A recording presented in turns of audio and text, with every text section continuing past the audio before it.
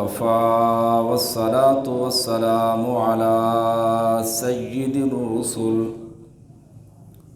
والصلاة والسلام على سيد الرسل وخاتم الأنبياء. أما بعد فأعوذ بالله من الشيطان الرجيم. بسم الله الرحمن الرحيم. قال نوح رب إنهم عصوني واتبعوا من لم يزده ماله وولده إلا خسارا ومكروا مكرا كبارا. صدق الله العظيم. سبحان ربك رب العزة عما يصفون وسلام على المرسلين والحمد لله رب العالمين. درود شریف پڑھیں صاحب. اللہم صلی اللہ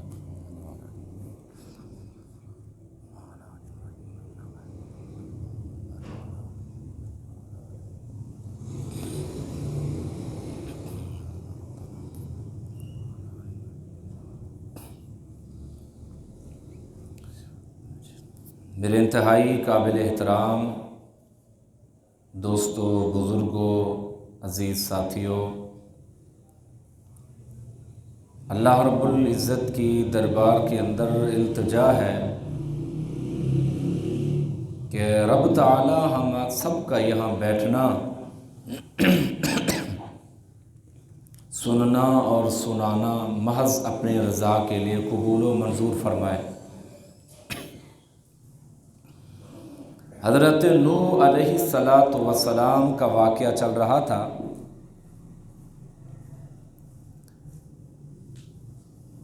حضرت نوح علیہ السلام نے اللہ کے حکم سے دعوت دین کا کام شروع کیا.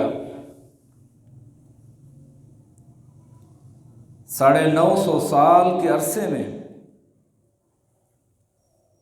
اپنی قوم کے لوگوں کو دین کی دعوت دیتے رہے، سمجھاتے رہے کہ لوگوں اللہ کی بندگی میں شامل ہو جاؤ، اللہ کی عبادت کرنے والے بن جاؤ، غیر اللہ کی پرستش اور پوجا پاٹ کو چھوڑ دو، اللہ کی ذات کو وحدہ لا شریک سمجھو،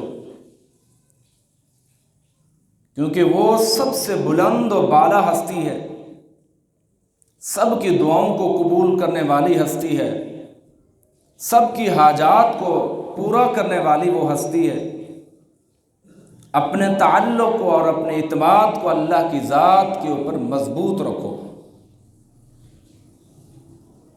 رات دن اسی محنت کے اوپر، اس تبلیغ کے اوپر، اس دین کے اوپر چلتے رہے، لوگوں کو سمجھاتے رہے.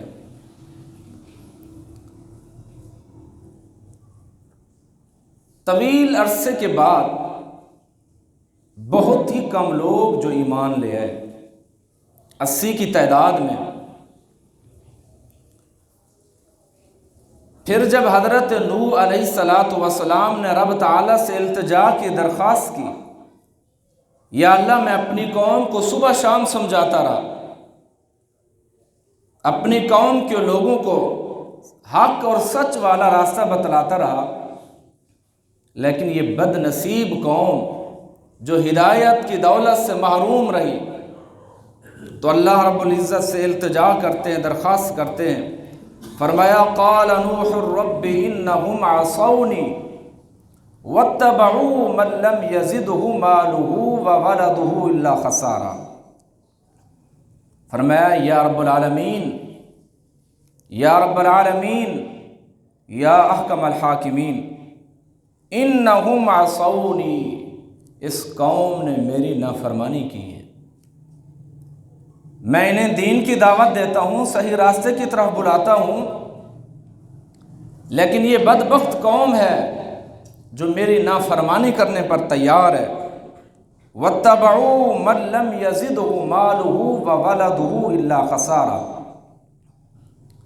یہ قوم ان لوگوں کی اتباع کرتی ہے جنہیں سوائے خسارے کے انہیں کچھ نہیں ملا، مال اور دولت کے سوائے خسارے کے اور کچھ نہیں ملا۔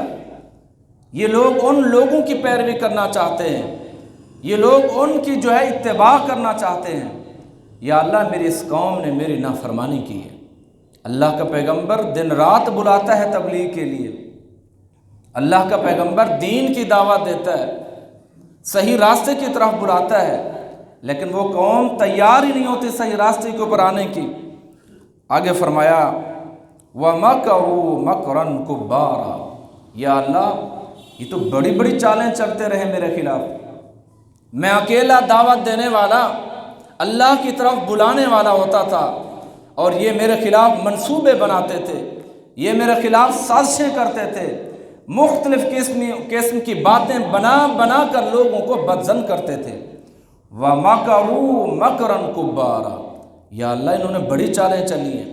دیکھیں حضرت نوح علیہ السلام کی بہادری اور دلیری اور تقوی، پوری قوم مخالف ہے، سارے منصوبے کرتے ہیں، سازشیں کرتے ہیں، لیکن وہ اکیلا اللہ کا بندہ، وہ اللہ کا نبی پھر بھی اپنے محاذ کے اوپر ڈٹا ہوا ہے اور کھڑا ہوا ہے۔ تو ہمیں یہ سبق ملتا ہے کہ جب حق کی بات آ جائے، دنیا مخالف ہو جائے، سارے لوگ اپنے بگانے مان جائیں، لیکن بندہ جس محاذ پہ کھڑا ہے، حق کے اوپر کھڑا ہے، تو فرمایا کہ اس حق کے اوپر ڈٹا رہے۔ جب انسان حق کے اوپر ڈٹا رہتا ہے تو اللہ تعالیٰ کی مدد نصرت شامل حال ہوتی ہے، تو وہی انسان دنیا کے اندر بھی بلند مقام پاتا ہے اور آخرت کے اندر بھی وہ بلند مقام حاصل کرتا ہے۔ اللہ اکبر۔ نہ صرف یہ چالیں نہیں چلی، جب حضرت نوح علیہ السلام سمجھاتے تھے قوم کے لوگوں کو، تو قوم کے لوگ پتہ کیا کہتے تھے؟ کہتے بادی الرائے، یہ گھٹیا قسم کے لوگ یہ آپ کے ساتھ ہیں معاذ اللہ، جن کے پاس نہ کوئی مال ہے، نہ کوئی دولت ہے، نہ زر ہے، نہ کوئی ان کی معاشرے میں کوئی اہمیت ہے، یہ آپ کے ماننے والے لوگ ہیں جو چند آپ کے ساتھ بیٹھے ہیں، ان کی وجہ سے ہم ایمان لیں، اس پیغمبر کی دعوت کی وجہ سے جو آپ کے ساتھ بیٹھنے والے ہیں، ماننے والے ہیں، وہ تو معاذ اللہ گھٹیا قسم کے لوگ ہیں، بادی الرائے، رذیل قسم کے لوگ ہیں، کیسے ہم آپ کے ساتھ آپ کے ساتھ چلیں اور ایمان قبول کریں؟ یعنی اس طرح کی باتیں بھی اللہ کا پیغمبر سنتا رہا، برداشت کرتا رہا۔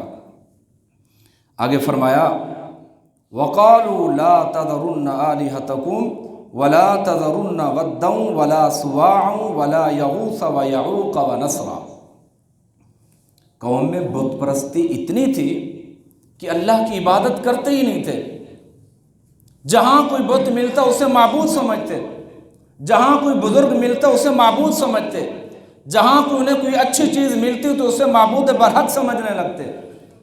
تو حضرت نوح علیہ السلام کے زمانے میں 5 بزرگ تھے، 5، وہ بہت اللہ کے ولی تھے، نیک تھے۔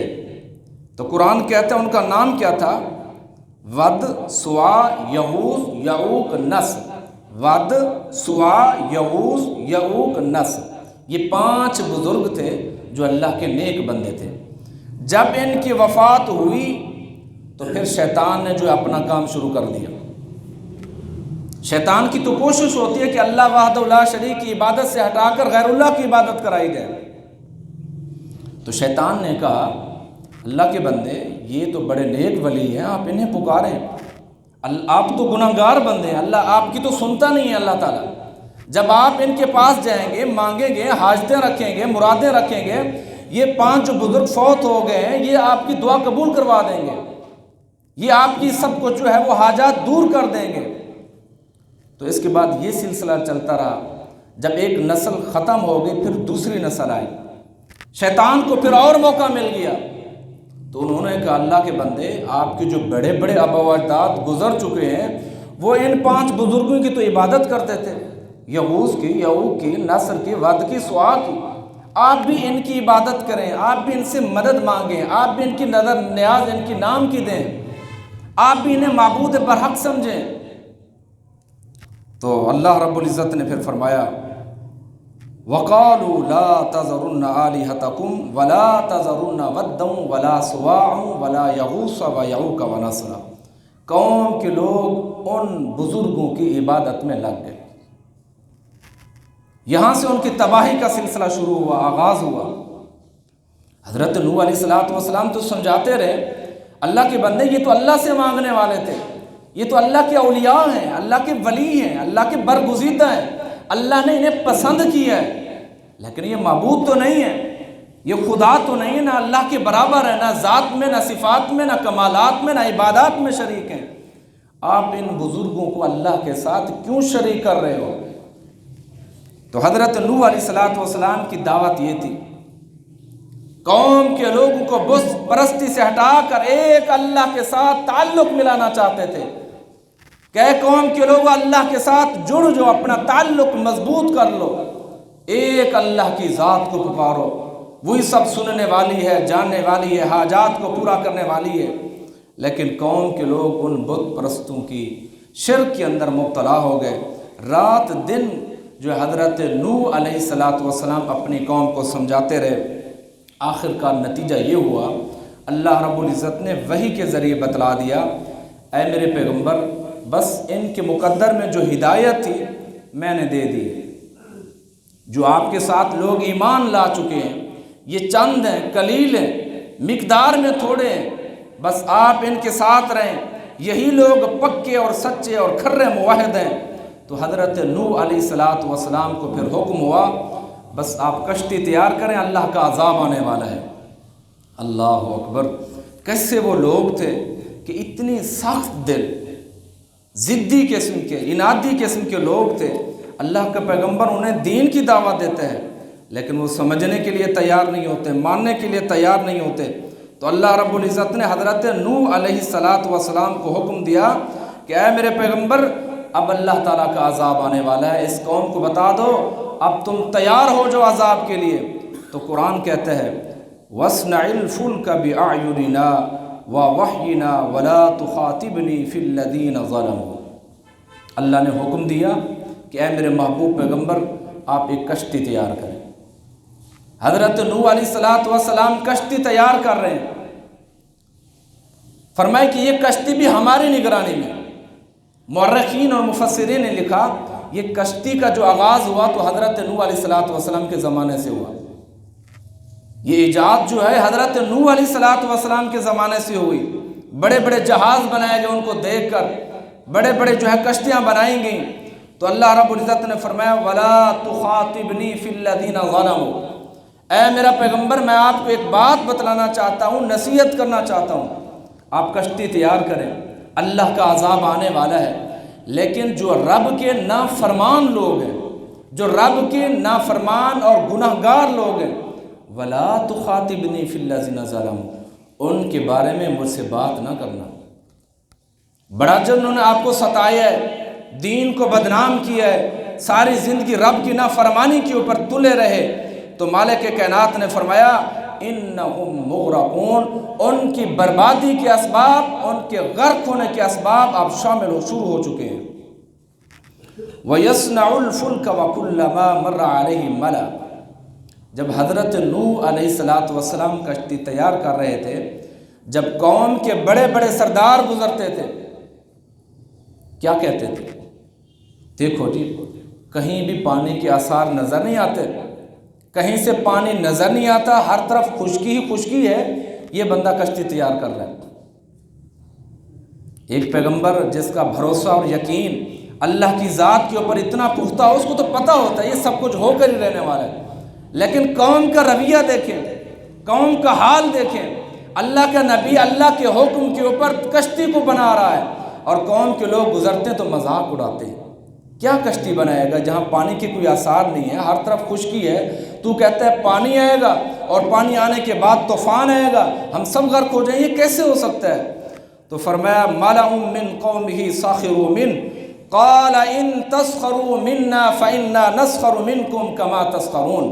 اللہ کے نبی حضرت نوح علیہ السلام نے فرمایا اے قوم کے لوگوں تم ہمارے ساتھ مذاق کرتے ہو، ابھی اللہ کا عذاب آنے والا ہے، اللہ کی طرف سے طوفان آنے والا ہے، پھر ہم آپ کے ساتھ بھی مذاق کریں گے جیسا کہ تم ہمارے ساتھ مذاق کر رہے ہو۔ اب یہ تمہیں مذاق لگتا ہے، تمہارا یقین، عقیدت، نظریہ کمزور ہے، تو اللہ رب العزت نے فرمایا فَسَوْفَ تَعْلَمُونَ مَن يَأْتِيهِ عَذَابٌ يُخْزِيهِ وَيَحِلُّ عَلَيْهِ عَذَابٌ مُقِيمٌ۔ حضرت نوح علیہ السلام نے فرمایا تمہیں معلوم ہو جائے گا کہ یہ رسوا کن، یہ دردناک عذاب یہ اللہ تعالیٰ کی طرف سے کون سی قوم کے اوپر آتا ہے۔ فرمایا وہ قومیں برباد ہوتی ہیں، وہ قوم کے لوگ تباہ و برباد ہو جاتے ہیں جہاں رب کی نافرمانی ہو، جہاں اللہ کے پیغمبر کی گستاخی ہو، جہاں اللہ کے نبی کی عزت اور مقام کا مرتبے کا پتہ ہی نہ ہو۔ فرمایا وہ قوم تباہ و برباد ہو جائے گی۔ فرمایا وَيَحِلُّ عَلَيْهِ عَذَابٌ مُقِيمٌ، تو فرمایا پتہ چل جائے گا کس کے اوپر اللہ کا دائمی عذاب آتا ہے، کس کے اوپر اللہ کا ہمیشہ ہمیشہ آنے والا عذاب آ جاتا ہے۔ حَتَّى إِذَا جَاءَ أَمْرُنَا وَفَارَ التَّنُّورُ، کشتی تیار ہوگی، کشتی مکمل طور پر بن گئی، تو اللہ رب العزت نے ایک تندور کو حکم دیا۔ اردو میں تندور کہتے ہیں، عربی میں تنور کہتے ہیں، تنور، اور سرائکی میں بھی تنور کہتے ہیں۔ تو اللہ رب العزت کی طرف سے حکم آ گیا تندور کو، اے تندور۔